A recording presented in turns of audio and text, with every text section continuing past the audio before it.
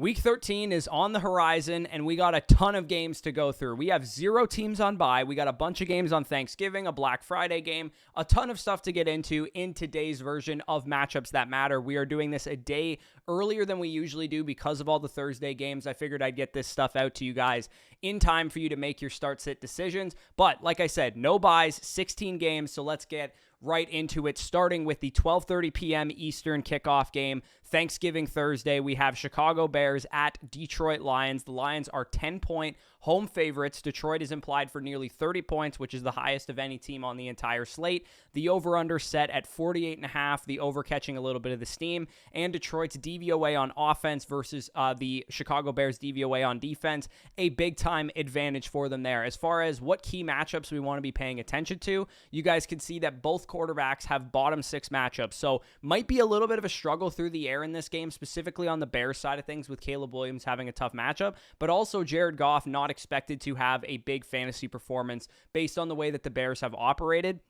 David Montgomery and Jahmyr Gibbs have the best matchup on Detroit, so I would expect a heavy dose of the run, so make sure those guys are in your lineup. DeAndre Swift on the other side of the ball might not have the easiest sledding there. If Caleb Williams and the Bears are going to stay competitive in this game, it is going to have to be via the wide receivers. DJ Moore, Romo Dunze, and Keenan Allen are the ones with the best matchup on the field for the Bears side of things against the Detroit Lions secondary. Amon-Ra St. Brown and Jamison Williams versus the Chicago corners have a little bit of a tougher matchup, so like I said, probably going to be a heavy dose of Gibbs and Montgomery. If you're looking for a tight end, Sam Laporta is a great option. And if you're looking for defensive streamers and kicker streamers, you could definitely look the Lions' way. Of course, because there are no buys this week, we don't really have to dig as deep as we usually should, but definitely good options there. Second game that we have on Thanksgiving at 4:30 p.m. Eastern is kicking off. The Giants at Cowboys is going to be kind of a slugfest, kind of a who cares game. This is probably when everybody's going to be taking their tryptophan naps because you got Tommy DeVito going up against Cooper Rush. The Cowboys are 3.5-point favorites at home.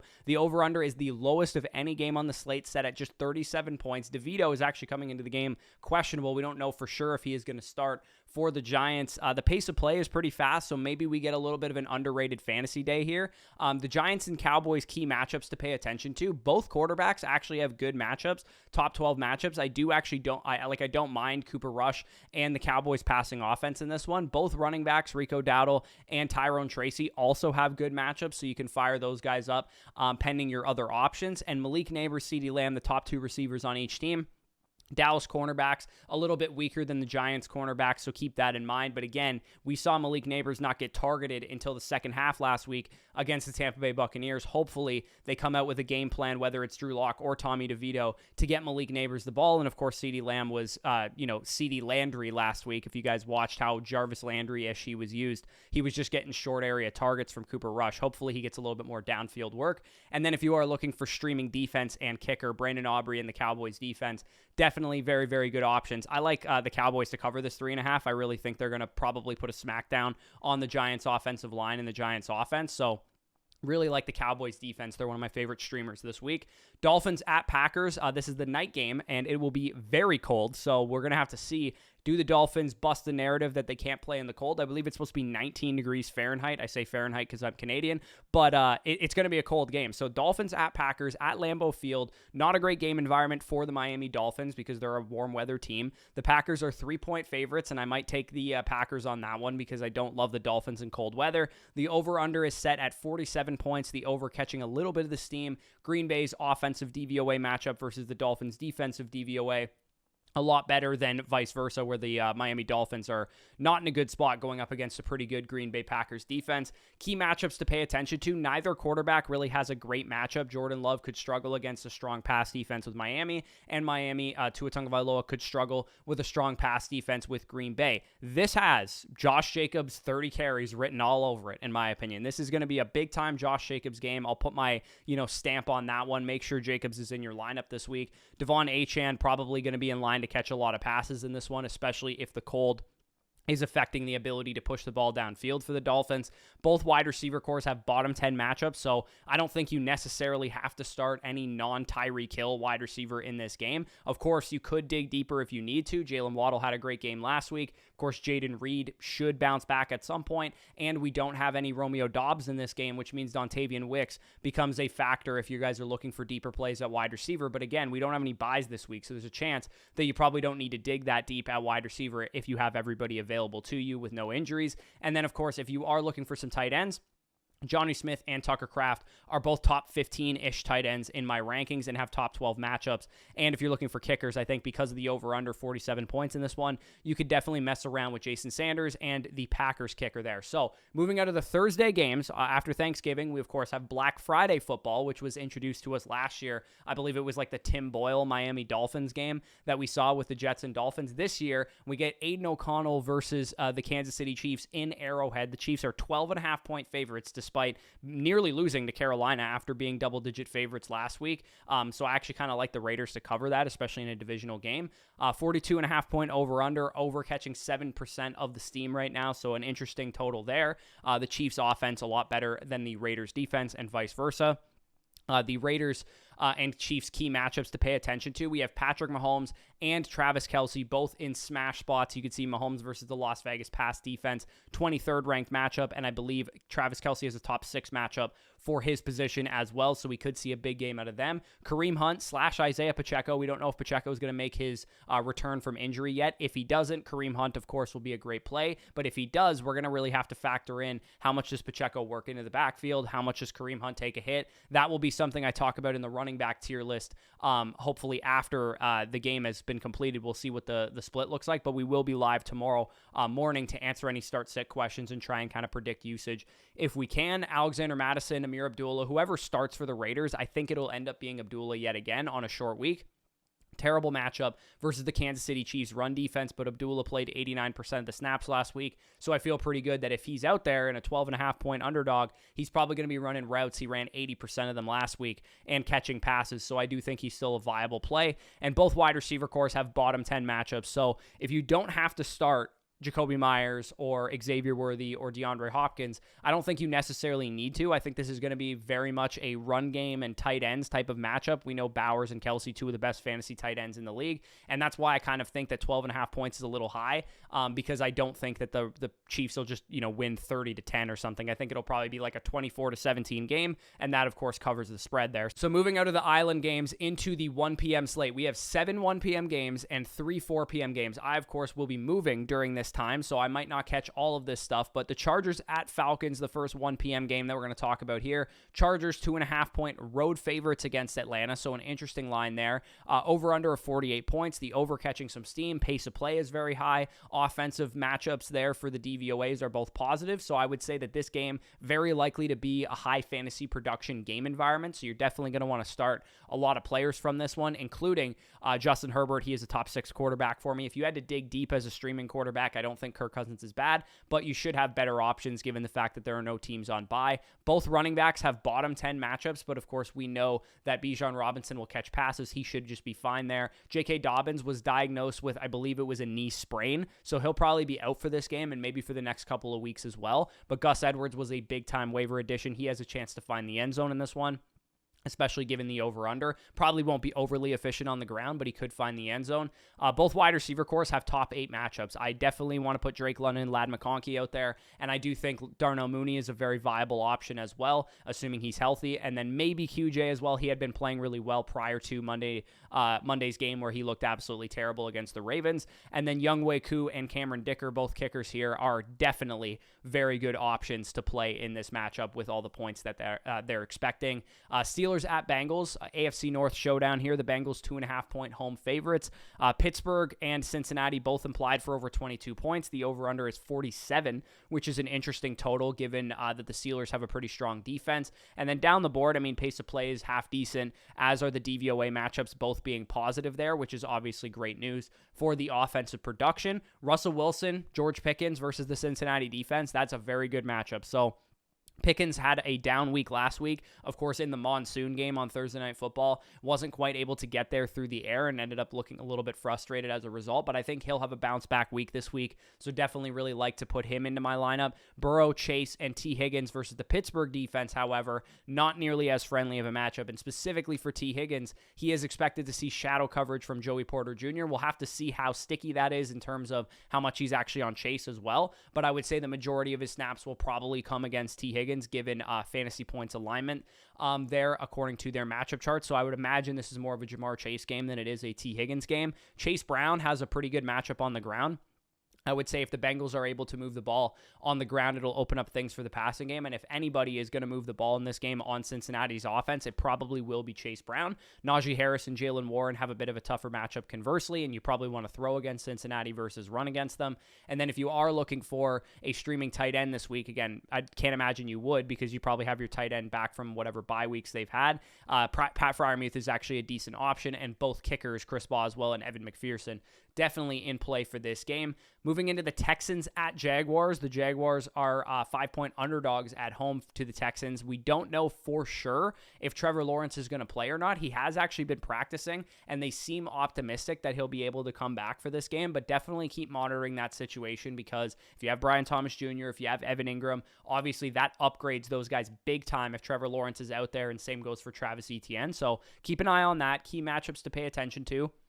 CJ Stroud, Nico Collins, and Tank Bigsby are all in very, very good spots. They could absolutely smash this week. I know CJ Stroud has been bad. I know Nico Collins hasn't really had a monster game since coming back, and I know Tank Dell has been a little bit all over the place as well.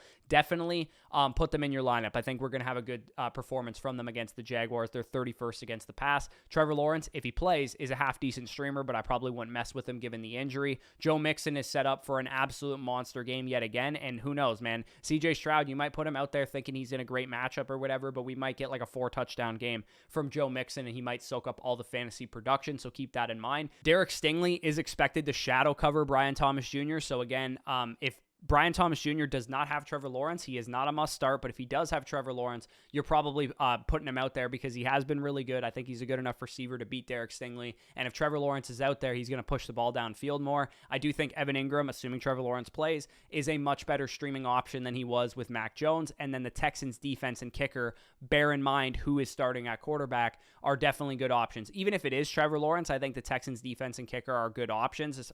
Fairbairn's like literally one of the best kickers in fantasy, so you're obviously starting him. But if it is Mac Jones, then we are looking at a great smash spot for the Texans defense.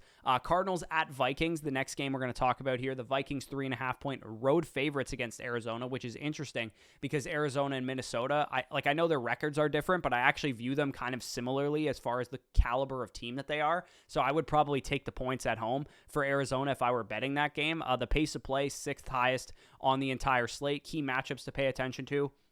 Both quarterbacks, not really good situations there, with Kyler Murray going up against a blitz-happy Vikings defense. That's a little bit sketchy. And Sam Darnold going up against a pretty opportunistic defense. I don't really love that either. The guys that I really love playing this through, Aaron Jones versus the Arizona run defense. If Minnesota gets up big in this one, we saw Aaron Jones really bounce back against Chicago last week, and I think that could happen again. James Conner versus Minnesota's run defense, not a good matchup. So this is what worries me a little bit for James Conner and the Cardinals, is that if Kyler's getting blitzed like crazy and James Conner isn't able to run the ball very well, then how are they going to move the ball on offense unless we get Marvin Harrison Jr., who has the best matchup on the field, having a monster day, and Trey McBride also has a pretty good matchup on the field as well. So those two guys are really going to need to be crucial for the Arizona Cardinals in this game. Justin Jefferson, Jordan Addison, about a league average matchup, and then TJ Hawkinson, a slightly below league average matchup for them. So an interesting game environment. I'd actually be curious to see who wins that one. That one's going to be a really interesting one for the NFC playoff picture. As a Buccaneers fan, I'm kind of tuned in to what's happening with the NFC West and the NFC North, because if we don't win our division, I need to know that we may have a chance at a wild card spot, but it doesn't look great right now. I think we're going to have to take down the Falcons to be able to make the playoffs as a Bucs fan. So Colts at Patriots, an interesting matchup of two young quarterbacks that really need a game to make them look a little bit better because both of them kind of got exposed last week. Anthony Richardson missed a lot of throws. Drake May just looked like he was under duress every single play. The Colts are 2.5-point favorites in this game. The pace of play is actually first on the entire schedule here. I actually don't hate this game to be sneaky high scoring, even though the Sharps really like it to go under. I think the 42.5 could end up being blown out of the water here. Colts at Patriots, key matchups that we want to look at. We have Drake May versus the Patriots wide receivers versus the Colts secondary. They're not a good secondary. So I think Drake May could actually have a half decent outing in this one. The problem is the pass rush for Indianapolis could get after him because the Patriots can't stop anybody on their offensive line. Anthony Richardson and the Colts wide receivers, most likely without Josh Downs, it looks like he's going to be out for this game. A.D. Mitchell's probably going to have to step up into like a 70% route participation share. They're going to have a pretty good matchup, but Michael Pittman Jr. is expected to see shadow coverage from Christian Gonzalez. So I think this is a really good spot to start a guy like A.D. Mitchell. If Downs is out and Pittman's getting shadow covered, I do think we could see the A.D. Mitchell breakout game this week. If you guys are betting props or whatever, doing pickems, I do think he's a decent one to go after. Both running backs have top 12 matchups, so Ramondre Stevenson and Jonathan Taylor both had horrible weeks last week, could have a bounce back performance this week. Hunter Henry and the Colts defense, if you're looking for streaming options, I think the Colts defense, you could probably find a better option knowing that they're on the road and Drake May is capable of making them look bad. But Hunter Henry is definitely a very good streaming tight end option in this game because, like I said, I think Drake May is actually going to have a little bit of success moving the football on offense for the Patriots there. So Seahawks at Jets here. -2 are the Seattle Seahawks on the road going to MetLife. We don't have any word about the Jets quarterback situation. Apparently Aaron Rodgers is still going to be starting. We heard some rumors or rumblings that they might bench him for Tyrod Taylor. Aaron Rodgers also talking about how he wants to come back to the Jets. I don't know how the hell that's going to work, what kind of coach they're going to get in there. But regardless, the pace of play in this game very fast.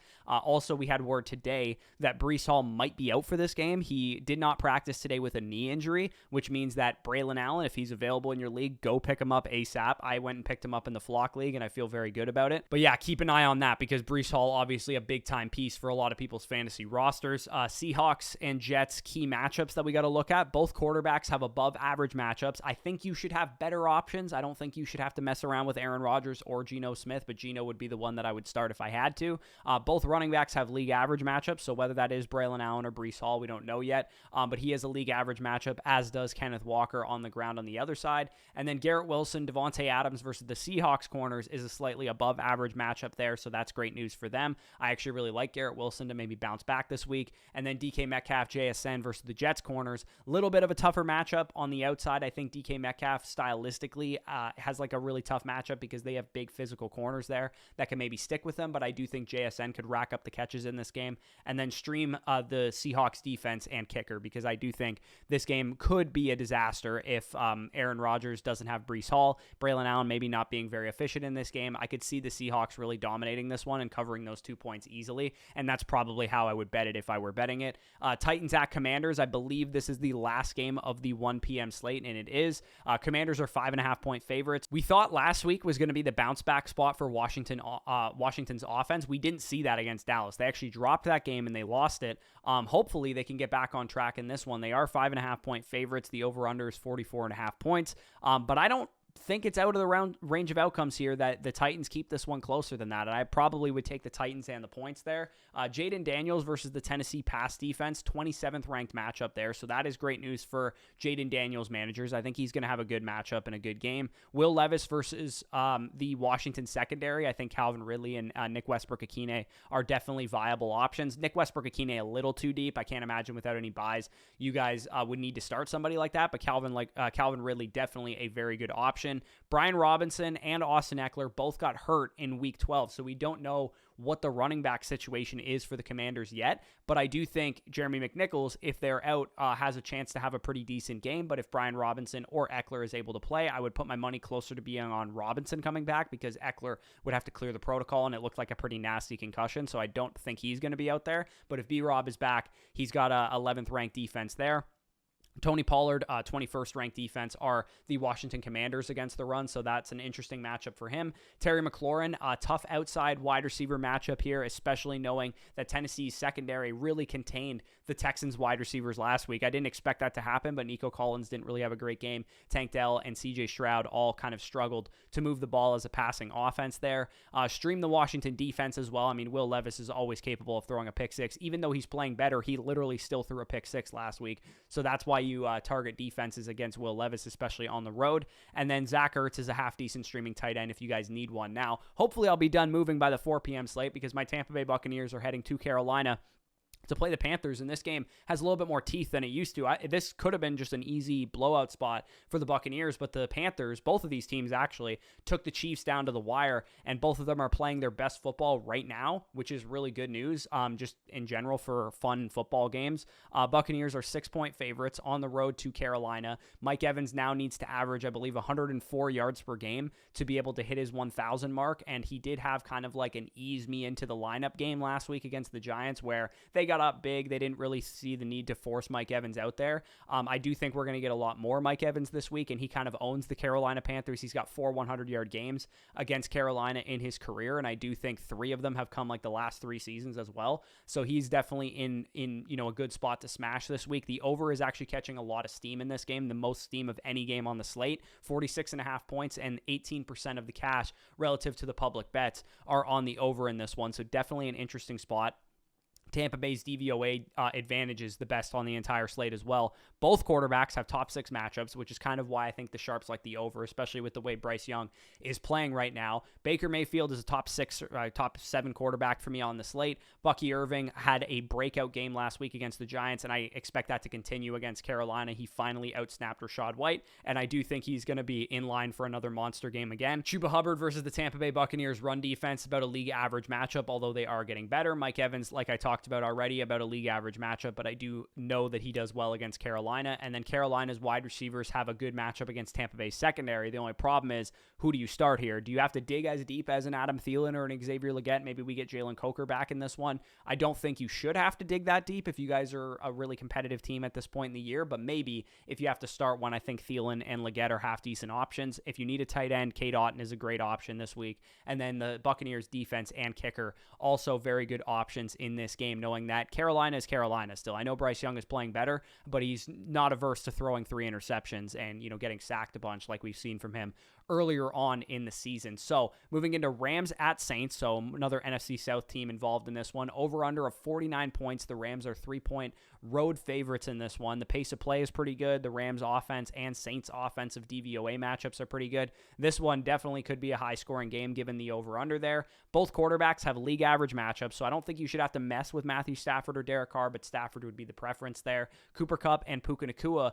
versus the New Orleans secondaries. Very good spot there, especially since no Marshawn Lattimore for the last couple of weeks. The Saints have been pretty bad against fantasy wide receivers.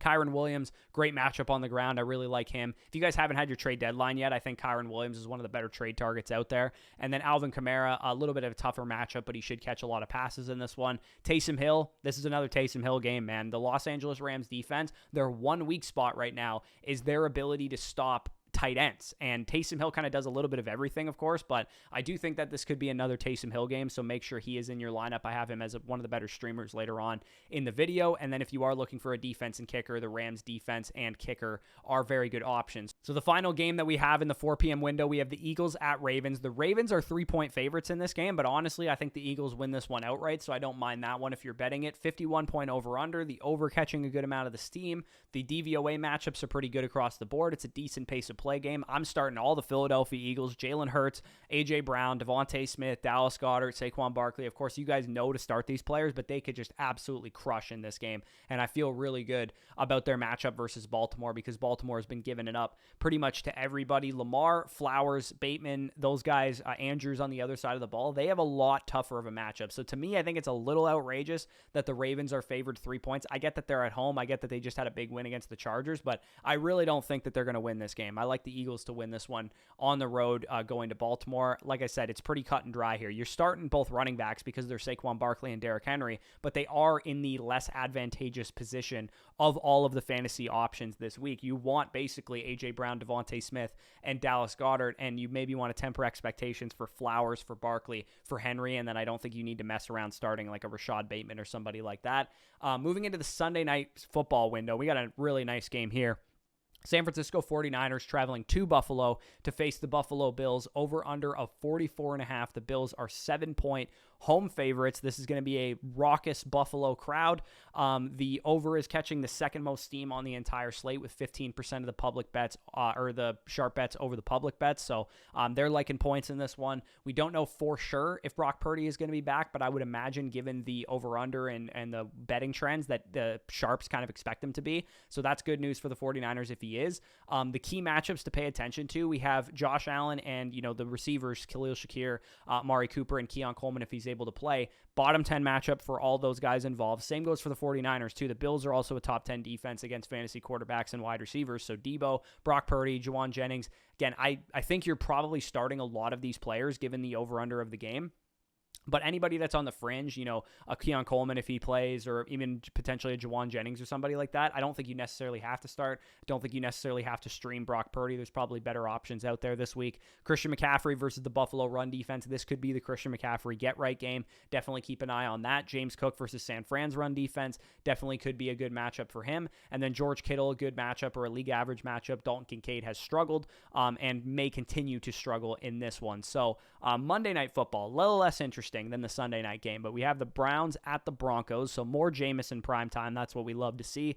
Bo Nix, 5.5-point favorite over the Cleveland Browns in this one. The over-under is just 42 points, so pretty low total there. Over is catching a little bit of the steam, though. Overall, not a great, exciting matchup. The only guy that really you feel great about starting in this one is Courtland Sutton, who's been playing at a super, super high level. The Cleveland secondary has not been very good, 25th ranked, so that's where Courtland Sutton gets his hay there. I think Nick Chubb is a viable starter if you need one. I think Javonte Williams is a viable starter if you need one, although because there's no buys, they might not end up in people's lineups if you have better options. Like, there's no way I would start those guys over the likes of, Rico Dowdles or, the further you get up the board, like Bucky Irvings and guys like that.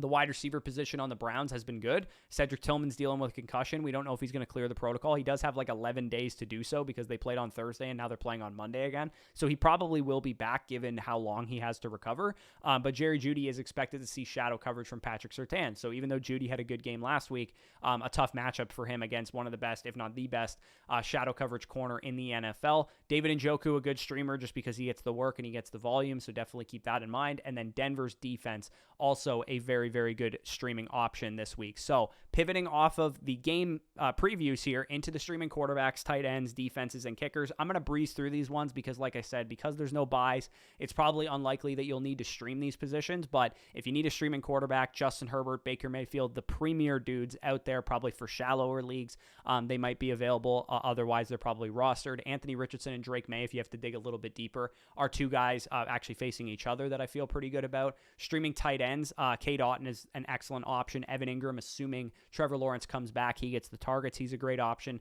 Like I said, could be a Taysom Hill game versus the Rams, so I like Taysom Hill there. And then Jonnu Smith on Thanksgiving night against the Packers. I think he has a chance to catch a couple passes. And then defenses and kickers. Jake Bates, awesome play this week. Cameron Dicker, awesome play this week, like I talked about in that Chargers and Falcons game. I think both of those kickers are inside my top 6 right now, so those guys are awesome. Obviously, to start like Kaimi Fairbairn and, Justin Tucker's in a great spot. Chris Boswell's in a great spot. Chase McLaughlin of the Buccaneers, like I talked about, also a very good kicker option this week against the Panthers. So a couple kicker options out there for you if you guys need one. Streaming defenses, we have the Broncos versus Jameis Winston. That is a great spot for them. They are at home against a turnover-prone quarterback. The Chiefs on Friday against Aiden O'Connell coming back off of IR. Maybe it's even Desmond Ridder, but I think it's going to end up being O'Connell. That's a great spot. Lions versus Caleb Williams on Thursday, also very good spot. Commanders versus Will Levis. We know he can throw a pick 6 at any time. And then Cowboys Thursday afternoon against Tommy DeVito or Drew Lock, whoever it ends up being.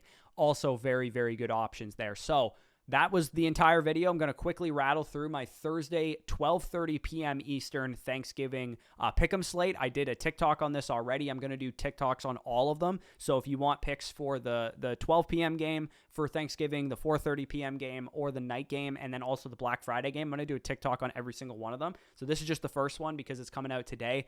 Cole Kmet, I like him to go lower than his fantasy points. He's been below this total in every game except for 3 this year. Lions are a top 2 defense against tight ends. David Montgomery, I like to go higher than his 12.15 half PPR fantasy points. He's minus 180 to score a touchdown by most sports books. He would have hit this total in all but 3 games, so I like him to have a prototypical David Montgomery game. The Detroit Lions are winning the game handedly. They're up 10 points like they are 10-point favorites, and David Montgomery's pounding out the clock, scoring touchdowns, catching a couple passes, doing his thing. And then the final pick, I like Rome Odunze to go 6 targets or more because he's actually been above 6 targets in 5 straight games. So I like him to have a pretty good game in this one. And also, we know with the Lions, they're a pass funnel defense. You don't want to run against them. They're top 5 against the run.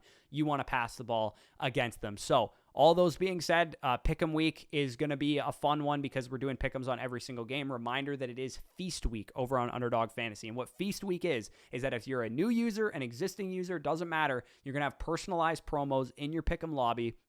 Get some stake in the games during Thanksgiving. You guys are probably just going to be watching with your families. Of course, I'm Canadian, so I already had Thanksgiving, but just a lot of fun to be an American football fan in Canada watching Thanksgiving games in the middle of a Thursday. It's awesome. But if you guys do want to play some games over on Underdog, use the promo code FSE when you sign up. You can tail my Pick'em entry. You should have tons of deposit bonus tokens or, gimme picks or profit boosts or discount tokens. The promo is different for every user, so definitely check your Pick'em lobby. Again, promo code FSE when you sign up gets you up to $1,000 in bonus cash, and also this Jordan Love free square. If you guys are new users over there, you can tail my entry and get a deposit bonus when you sign up using code FSE. That will be linked down below in the description and the pinned comment of this video. But with that being said, peace out, and we'll talk to you soon.